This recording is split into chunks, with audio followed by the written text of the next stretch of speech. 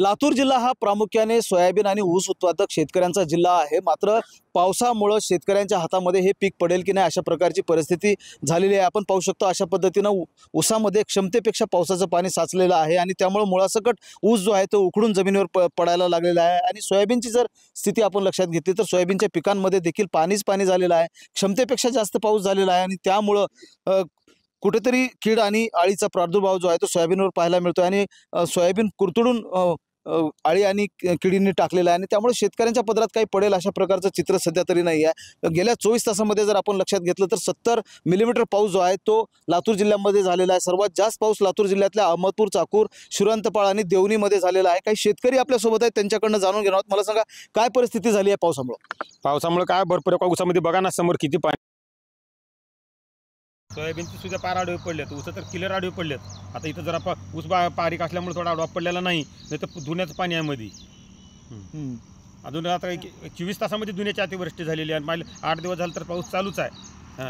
एकरी सोयाबीनला किती खर्च येतो, लागवडीला किती उत्पन्न मिळू शकतं किंवा ऊसापासून करून देखील?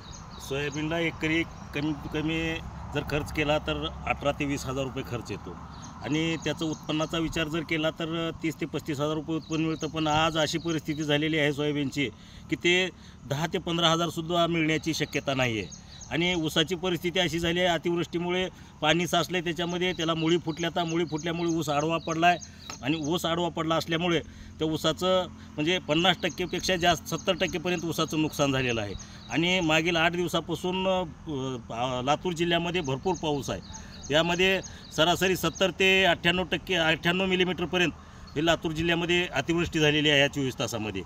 तर या पावसामुळे शेतकऱ्याचं इतकं नुकसान झालेलं आहे आणि सरकारचं याच्याकडे कुठलंही लक्ष नाही। आसमानी संकट तर आहेच आहे, पण ही सुलतानीसुद्धा संकट आहे म्हणायला हरकत नाही। सोयाबीनवर अळीचा प्रादुर्भाव हा मोठ्या प्रमाणात झालेला आहे आणि त्या अळीच्या प्रादुर्भावामुळं सोयाबीन हे चक्क हातचं गेलं आहे। म्हणजे सोयाबीनचे भाव पडलेलेच गेले। सोयाबीनला भाव जो आहे तो मिळत नाही म्हणून शेतकऱ्यांची ओरड होती। गेल्या वर्षभरामध्ये सोयाबीनचे भाव जे स्थिर झालेले आहेत 4500वरती काही वाढलेले नाहीत आणि आता पावसामुळं हे पीक जे आता दिवाळीला शेतकऱ्यांच्या पदरात पडेल अशी आशा होती ती आता मावळताना दिसते आहे। महेंद्र जोंधळे, TVNN मराठी, लातूर।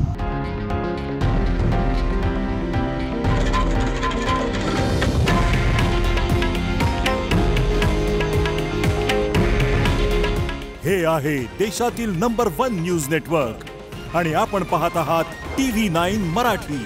काळजी तुमची, हित महाराष्ट्राचं।